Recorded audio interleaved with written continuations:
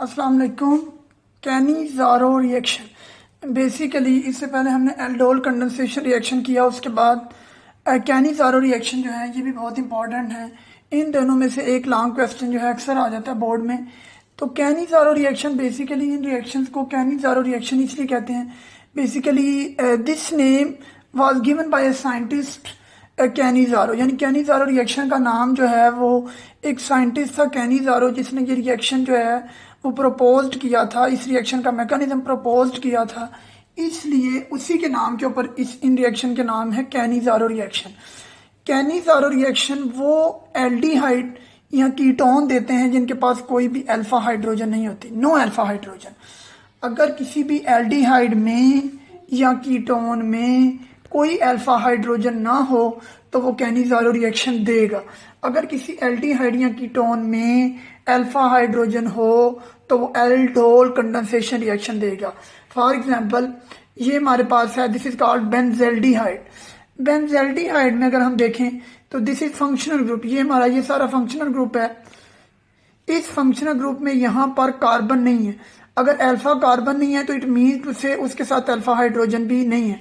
लेकिन इसकी निस्बत अगर हम ये देखें, ये फंक्शनल ग्रुप, तो यहाँ पर दिस ये फंक्शनल ग्रुप है और फंक्शनल ग्रुप के साथ अल्फा कार्बन है और अल्फा कार्बन के साथ हाइड्रोजन मौजूद है। यहाँ पर फंक्शनल ग्रुप है लेकिन फंक्शनल ग्रुप के साथ अल्फा कार्बन नहीं है। अगर अल्फा कार्बन नहीं है तो इट मीन्स टू से कि ये अल्फा हाइड्रोजन भी नहीं है, ये कि पूरे का पूरा एक फंक्शनल ग्रुप है, जिसे हम कह सकते हैं कि एल्डिहाइड फंक्शनल ग्रुप है। लेकिन यहाँ पर इस फंक्शनल ग्रुप के साथ अल्फा कार्बन के साथ हाइड्रोजन मौजूद है। इसी तरह अगर हम ये रिएक्शन देखें तो इस रिएक्शन में दिस इज फंक्शनल ग्रुप और इस फंक्शनल ग्रुप के साथ यहाँ पर अल्फा कार्बन नहीं है, यहाँ पर भी अल्फा कार्बन नहीं है और यहाँ पर भी अल्फा कार्बन नहीं है। तो ये दोनों अगर अल्फा कार्बन नहीं है तो इट मीन्स टू से कि इनके पास अल्फा हाइड्रोजन भी नहीं है। अगर अल्फा हाइड्रोजन नहीं है तो ये दोनों कैनिज़ारो रिएक्शन देंगे, क्योंकि कैनिज़ारो रिएक्शन वो देते हैं जिनके पास कोई अल्फा हाइड्रोजन ना हो।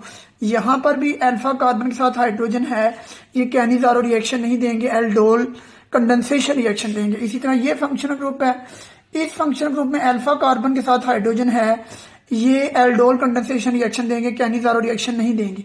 इसी तरह ये फंक्शनल ग्रुप है, इसके साथ अल्फा कार्बन, यहाँ पर अगर हम देखें तो ये फंक्शनल ग्रुप है, this is aldehydic functional group. तो यहाँ पर ये अल्फा कार्बन के साथ 3 हाइड्रोजन हैं, ये भी एल्डोल कंडेंसेशन रिएक्शन देंगे, कैनिज़ारो रिएक्शन नहीं देंगे। इसी तरह यहाँ पर भी ये फंक्शनल ग्रुप है, यहाँ पर अल्फा कार्बन के साथ हाइड्रोजन मौजूद है, ये भी एल्डोल कंडेंसेशन रिएक्शन देंगे, कैनिज़ारो नहीं देंगे। यानी जहाँ जहाँ पर भी क्रॉस का निशान है ये तमाम के तमाम एल्डोल कंडेंसेशन रिएक्शन देंगे, क्योंकि इनमें अल्फा कार्बन के साथ हाइड्रोजन मौजूद है।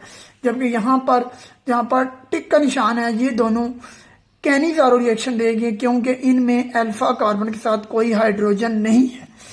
अगर हम डेफिनेशन की तरफ देखें, the aldehyde that have no alpha hydrogen undergo Cannizzaro reaction, वो एल्डिहाइड जिनमें कोई भी अल्फा हाइड्रोजन ना हो वो कैनिज़ारो रिएक्शन देते हैं।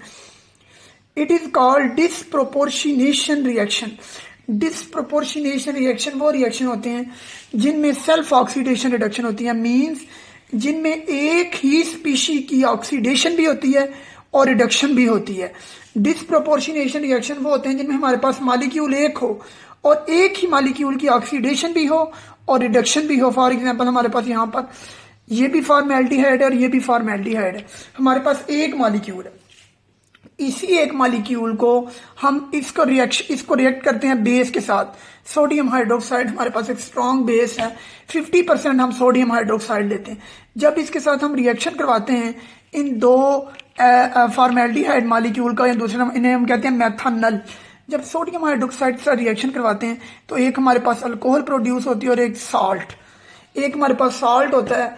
अब इन्हें डिसप्रोपोर्शनेशन रिएक्शन क्यों कहते हैं? अगर आप देखें तो यहाँ पर कार्बन के साथ 3 हाइड्रोजन ये और 1 हाइड्रोजन ये है, यहाँ पर एक कार्बन के साथ 4 हाइड्रोजन है, यहाँ पर एक कार्बन के साथ कितने हाइड्रोजन है? 2, यहाँ पर 2 हाइड्रोजन है जबकि यहाँ पर 4 हाइड्रोजन है।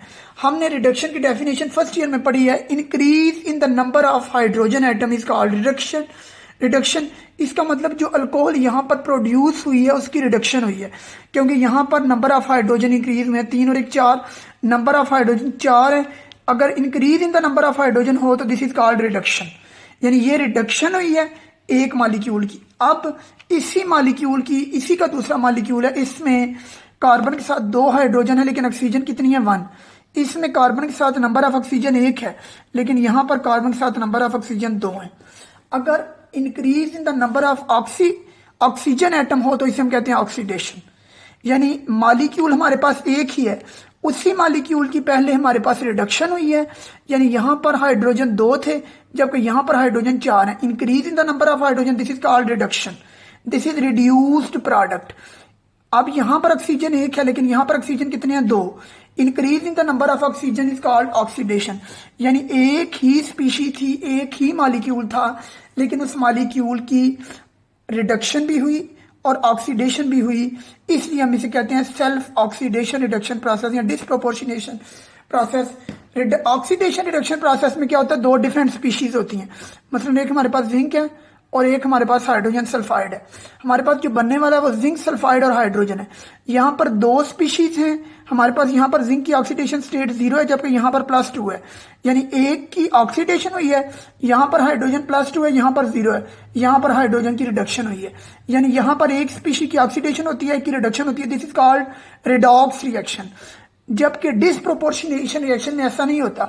डिसप्रोपोर्शनेशन रिएक्शन में एक ही मॉलिक्यूल, एक ही स्पीशी की रिडक्शन भी होती है, रिडक्शन के नतीजे में अल्कोहल बनती है, और ऑक्सीडेशन भी होती है, ऑक्सीडेशन के नतीजे में साल्ट बनता है।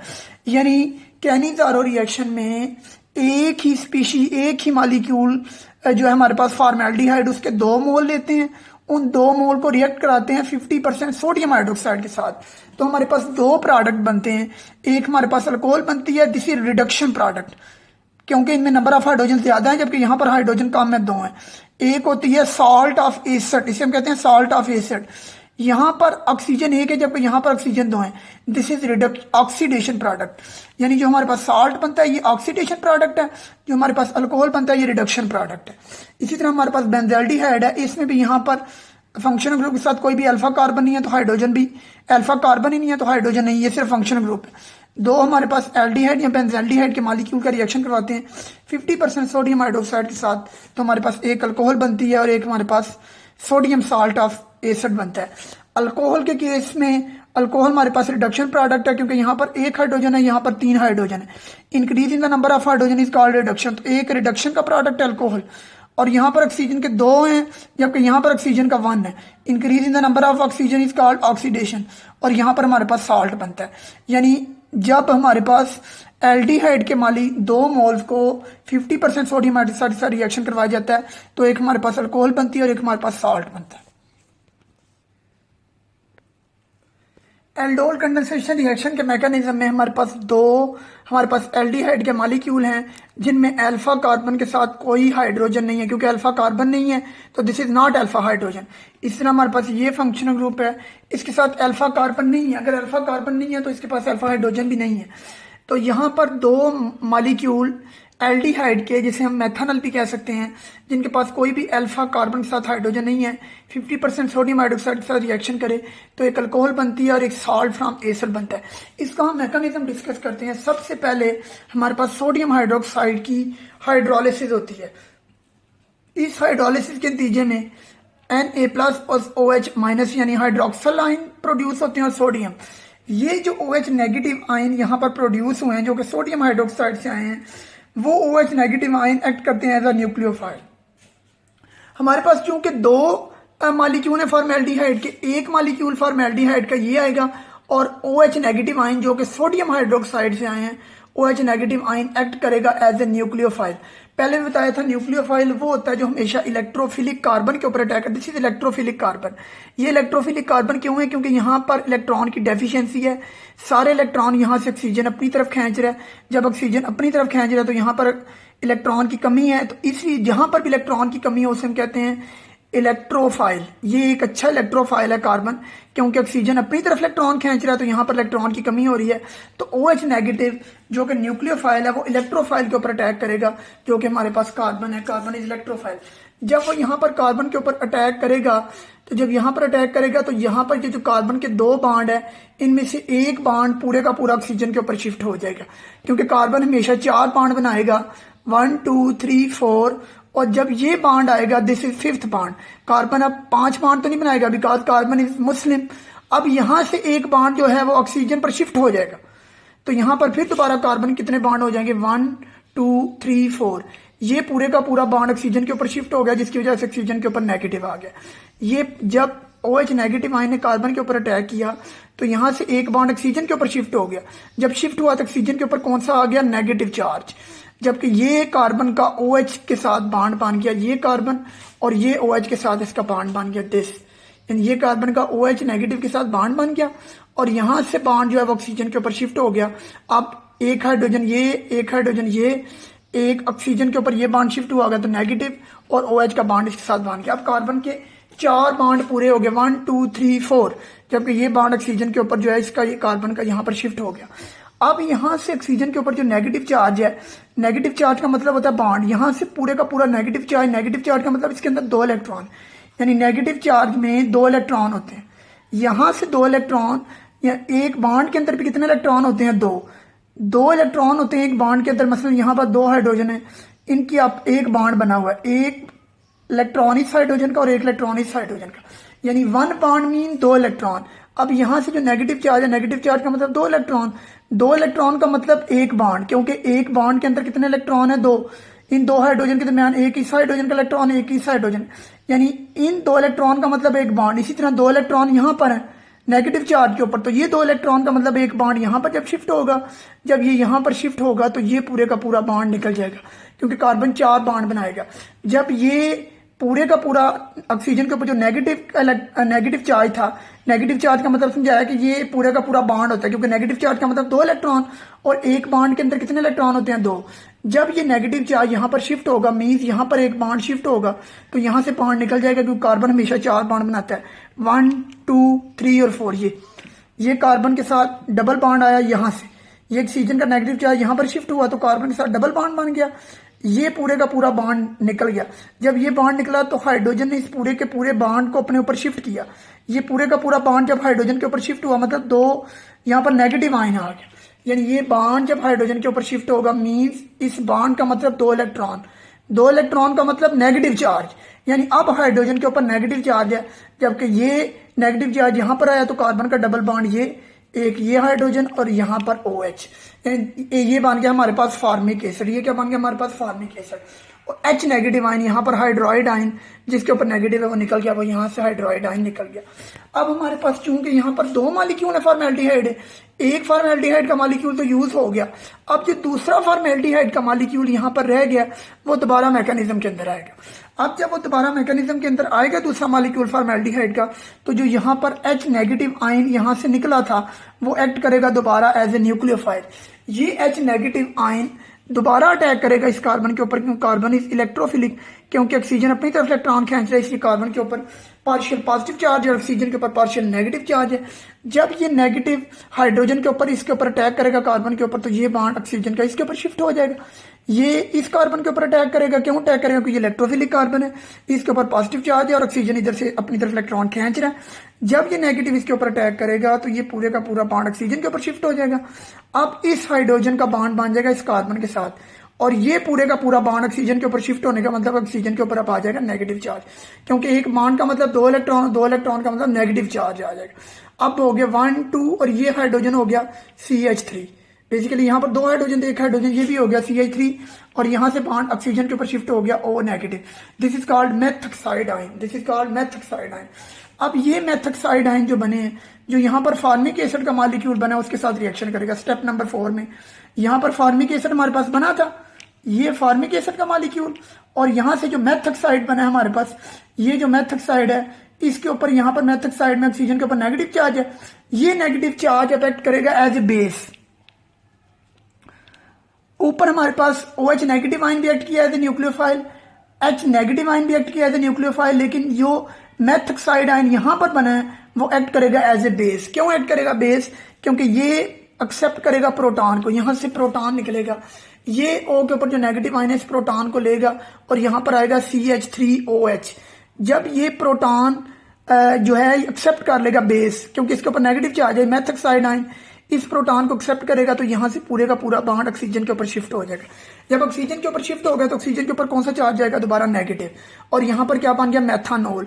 ये मेथानॉल जो कि हमारा यहाँ पर रिएक्शन में यहाँ पर मेथानॉल बन गया हमारे पास। अब जो यहाँ पर O negative C double bond oxygen OH आया, ये दोबारा सोडियम हाइड्रोक्साइड के मॉलिक्यूल के साथ रिएक्शन करेगा।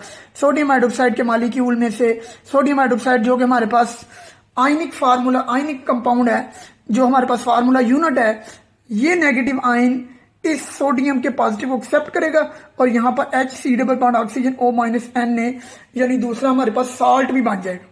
पहले हमारे पास बना अल्कोहल, मेथानॉल। अब अल्कोहल के बाद इस नेगेटिव आयन ने स्टेप नंबर 5 में HC double bond oxygen O negative ने सोडियम हाइड्रोक्साइड से रिएक्शन करना है और इस सोडियम को एक्सेप्ट करके यहाँ पर साल्ट बन जाना है, OH नेगेटिव आयन फिर बाहर निकल जाना है। वो OH जो हमने स्टार्ट के ऊपर यूज किया था एज ए न्यूक्लियोफाइल रिएक्शन को इनिशिएट करने के लिए, जो कि कैटालिस्ट के तौर पर काम कर रहा है आहार के ऊपर, वही हमें OH आहार के ऊपर मिल जाएगा। यानी कैटालिस्ट जो हमने स्टार्ट के ऊपर यूज किया आहार के ऊपर इसी तरह हमें मिल जाएगा और यहाँ पर साल्ट भी बन गया और पहले हमारे पास मेथानॉल भी बन गई जो कि यहाँ पर है।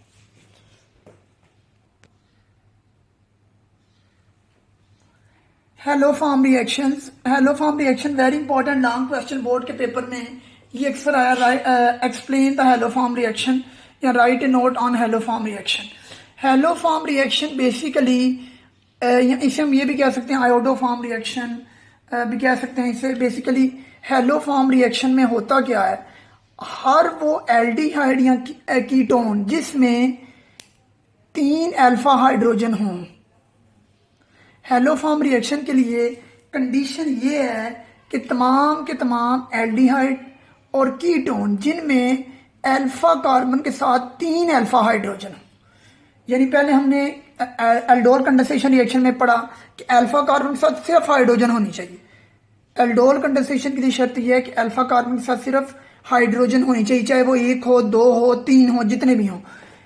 कैनिज़ारो रिएक्शन में हमने पढ़ा कि अल्फा कार्बन के साथ कोई भी हाइड्रोजन नहीं होनी चाहिए, जबकि हेलो फॉर्म रिएक्शन में हम पढ़ेंगे कि अल्फा कार्बन के साथ 3 हाइड्रोजन होनी चाहिए मस्ट, तब वो हेलो फॉर्म रिएक्शन देगा, वरना वो हेलो फॉर्म रिएक्शन नहीं देगा। जिसमें अल्फा कार्बन के साथ 3 हाइड्रोजन नहीं होंगी वो हेलो फॉर्म रिएक्शन नहीं देगा। कौन? तमाम के तमाम एल्डिहाइड और कीटोन जिनमें अल्फा कार्बन के साथ 3 हाइड्रोजन हों वो हेलो फॉर्म रिएक्शन है। मसलन ये हमारे पास फंक्शनल ग्रुप है, एल्डिहाइड फंक्शनल ग्रुप, इसमें ये अल्फा कार्बन, इस अल्फा कार्बन के साथ कितने हाइड्रोजन है? 1 2 3 हाइड्रोजन है इसमें। इट मीन टू से कि ये आपका हेलो फॉर्म रिएक्शन देगा। फिर हम यहां पर देखें तो दिस इज कीटोनिक ग्रुप, ये पूरे का पूरा हमारा फंक्शनल ग्रुप है, इसमें ये अल्फा कार्बन है, इस अल्फा कार्बन के साथ 3 हाइड्रोजन है। इट मीन टू से कि ये भी हेलो फॉर्म रिएक्शन देगा। अब हेलो फॉर्म रिएक्शंस क्या हैं? Only acetaldehyde and methyl ketone react with hello form in the halogen. Halogen हमारे पास आयोडीन हो सकता है, ब्रोमीन हो सकता है, ज्यादातर जो है हमारे पास आयोडीन और ब्रोमीन होते हैं। यहाँ पर क्लोरीन भी हो सकता है, कोई भी हेलोजन इन तीनों में से, आयोडीन, ब्रोमीन या क्लोरीन। ये जो फ्लोरीन होता है इसका रिएक्शन बहुत फास्ट होता है, ये नहीं यूज होता है हेलो फॉर्म रिएक्शन में। In the presence of sodium hydroxide base की मौजूदगी में, sodium hydroxide to give haloform and sodium salt of acid. अब जरा देखें, हेलो फॉर्म एक जो है वो जनरल टर्म है, इसकी जगह हम क्लोरोफॉर्म भी लिख सकते हैं। अगर हेलोजन क्लोरीन यूज हो तो क्लोरोफॉर्म, अगर हेलोजन ब्रोमीन यूज हो तो ब्रोमोफॉर्म, अगर आपका हेलोजन जो है आयोडीन यूज हो तो आयोडोफॉर्म। हेलोफॉर्म जो है एक जनरल टर्म है। अब अगर मैं यहां पर जो रिएक्शन करने लगा हूं, दिस इज आयोडोफॉर्म। क्या होता है यहां, चूंकि मैं आयोडीन यूज कर रहा हूं इस रिएक्शन को मैं कहूंगा आयोडोफॉर्म। मीन्स टू से कि हेलोफॉर्म एक जनरल टर्म है, जबकि इसमें क्लोरोफॉर्म, ब्रोमोफॉर्म, आयोडोफॉर्म इसकी टाइप्स हैं, ये एक जनरल टर्म है। यहां पर हम जो रिएक्शन पढ़ने जा रहे हैं दिस इज कॉल्ड आयोडोफॉर्म। इसमें फंक्शनल ग्रुप के साथ अल्फा कार्बन के साथ 3 हाइड्रोजन है, मीन्स टू से हेलोफॉर्म रिएक्शन देगा। अगर हेलोफॉर्म रिएक्शन देगा तो इसका रिएक्शन करवाया जाता है 3 मोल्स ऑफ आयोडीन के साथ, और इसके साथ एक स्ट्रॉन्ग बेस यूज होती है सोडियम हाइड्रोक्साइड, ये हम यूज करते हैं। तो हमारे पास बनता है CH3, दिस इज आयोडोफॉर्म। जैसे ही हमारे पास बन जाता है CH3 तो हमारे पास येलो PPT आते हैं। जैसे हम एसिटाल्डिहाइड, एक बीकर के अंदर हमने एसिटाल्डिहाइड जो है उसकी क्वांटिटी 5 ml हमने एसिटाल्डिहाइड लिया, उसके अंदर हमने आयोडीन डाली और सोडियम हाइड्रोक्साइड जो कि एक स्ट्रॉन्ग बेस है उसके अंदर हमने ऐड की। जैसे ही हमने ये सोडियम हाइड्रोक्साइड इसके अंदर ऐड की तो हमारे पास CH3 येलो कलर के PPT बने। जैसे ही इन तीनों को, एसिटाल्डिहाइड को, आयोडीन को और सोडियम हाइड्रोक्साइड को मिक्स करने के बाद जैसे ही हमारे मिक्सचर में येलो कलर आ जाए तो इट मीन्स टू से कि वो आयोडोफॉर्म टेस्ट दे रहा है। अब ये हमारे पास येलो PPT आए, CH3 ये येलो PPT देगा। जब इन तीनों को मिक्स करेंगे तो येलो PPT आएगा, मीन्स कि आयोडोफॉर्म टेस्ट कंफर्म हो गया कि ये एसिटाल्डिहाइड देंगे। साथ में हमारे पास साल्ट बनेगा, सोडियम साल्ट ऑफ एसिड, साथ में 3 मोल्स ऑफ NaI और 3 मोल्स ऑफ वाटर बनेंगे। यही स्टोक्योमेट्रिक रेशो में हमारे पास कीटोन जो है, कीटोन में अल्फा कार्बन के साथ यहाँ पर भी 3 हाइड्रोजन है। जब हम इसके साथ 3 मोल्स ऑफ आयोडीन यूज करते हैं और 4 moles of sodium hydroxide use करते हैं तो हमारे पास बनता है आयोडोफॉर्म। यहाँ पर भी येलो PPT बनते हैं CH3 और साथ में सोडियम साल्ट ऑफ एसीटेट बनते हैं 3NaI और 3H2O। जैसे ही कीटोन को, एसीटोन, आयोडीन और सोडियम हाइड्रोक्साइड को मिक्स करने के बाद हमारे पास येलो PPT बन जाए तो इट मीन्स टू से कि हमारा आयोडोफॉर्म टेस्ट कंफर्म हो गया। और CH3, इस केस में भी CH3 बनेगा, यहाँ पर भी CH3 बना तो यहाँ पर भी आयोडोफॉर्म टेस्ट कंफर्म हो गया। यहाँ पर भी सोडियम साल्ट ऑफ एसिड बना 3NaI3। बेसिकली आपने सिर्फ ये इक्वेशन याद रखनी, इसका मैकेनिज्म जो है वो MSc BSc की बुक्स में, आपकी बुक्स के अंदर इसका मैकेनिज्म नहीं लिखा और ना ही बोर्ड के पेपर के अंदर इसका मैकेनिज्म जो है रिक्वायर्ड होता है। आपने जस्ट हेलोफॉर्म रिएक्शन की डेफिनेशन लिखनी है, उसके बाद ये बताना है कि alpha carbon contains 3 alpha hydrogen gives haloform reaction. उसके बाद उसका एक एल्डिहाइड के साथ रिएक्शन शो करना है, एक कीटोन के साथ रिएक्शन शो करना है और एक अल्कोहल के साथ। अब यहाँ पर हमारे पास ये बोर्ड के पेपर में एक MCQ आता है कि 2 पेंटानोन और 3 पेंटानोन, इन दोनों में से 2 पेंटानोन में से और 3 पेंटानोन में से कौन हेलोफॉर्म रिएक्शन देगा। तो हमारे पास ये फंक्शनल ग्रुप है, ये फंक्शनल ग्रुप है हमारे पास। जबकि यहाँ पर इस फंक्शनल ग्रुप के साथ यहाँ पर अल्फा कार्बन के साथ 3 हाइड्रोजन है, 2 पेंटानोन में अल्फा कार्बन के साथ 3 हाइड्रोजन है, ये तो आयोडोफॉर्म टेस्ट देगा।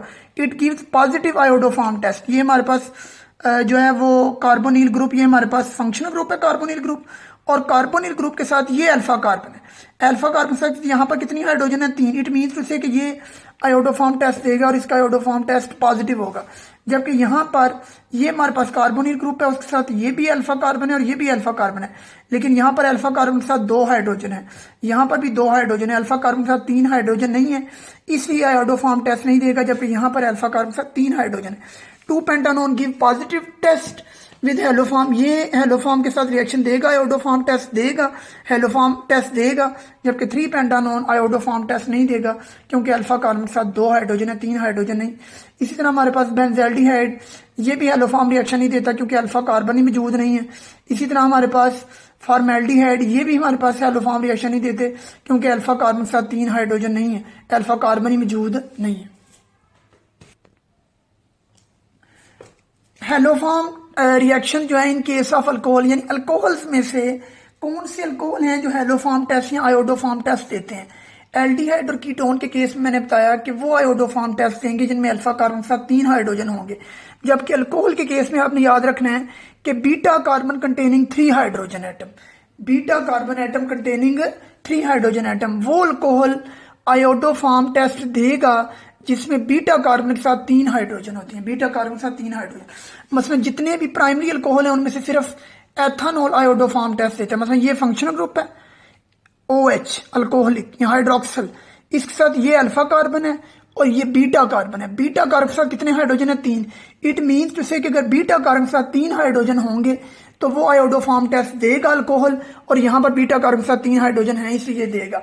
अगर आप मेथनॉल की बात करें CH3OH, इसमें ये हमारे पास फंक्शनल ग्रुप है, उसके साथ अल्फा कार्बन के साथ 3 हाइड्रोजन है, ये नहीं देगा। बीटा कार्बन के साथ 3 हाइड्रोजन होंगे तो वो अल्कोहल जो है आयोडोफॉर्म टेस्ट देगा। इसी तरह हम यहाँ पर अल्कोहल का जो कि एथेनॉल है, इसमें 4 आयोडीन यूज करते हैं और 6 NaOH।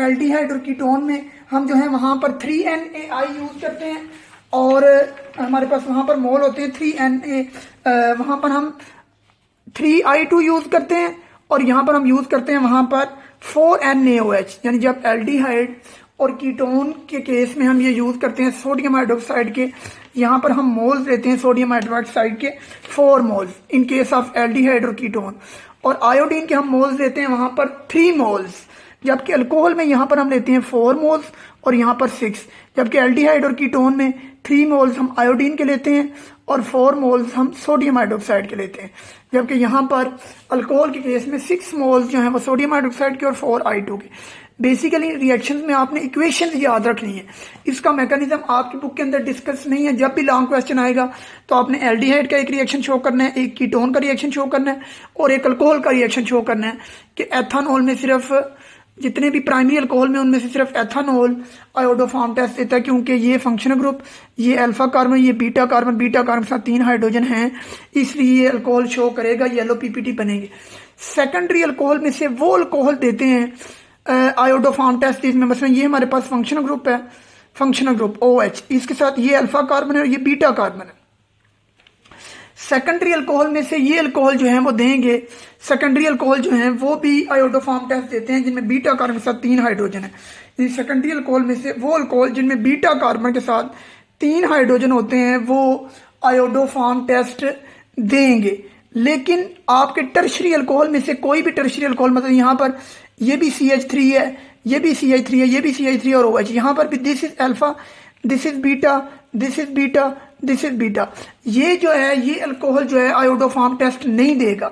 जबकि सेकेंडरी अल्कोहल आयोडोफॉर्म, याद रखें, सेकेंडरी अल्कोहल आयोडोफॉर्म टेस्ट देगा जिसमें यहाँ पर दोनों तरफ मिथाइल ग्रुप लगा हो, जबकि टर्शरी अल्कोहल आयोडोफॉर्म टेस्ट नहीं देता क्योंकि यहाँ पर 3 मिथाइल ग्रुप लगे होते हैं। याद रखना है कि सेकेंडरी अल्कोहल में से ये वाला अल्कोहल जो है जिसे हम कहते हैं 2 हाइड्रोक्सी प्रोपानॉल, 2 हाइड्रोक्सी प्रोपानॉल, जिसमें 2 बीटा कार्बन मौजूद हैं, ये तो हेलोफॉर्म टेस्ट देगा, लेकिन टर्शरी अल्कोहल कभी भी हेलोफॉर्म टेस्ट नहीं देंगे क्योंकि यहाँ पर 3 मिथाइल ग्रुप है।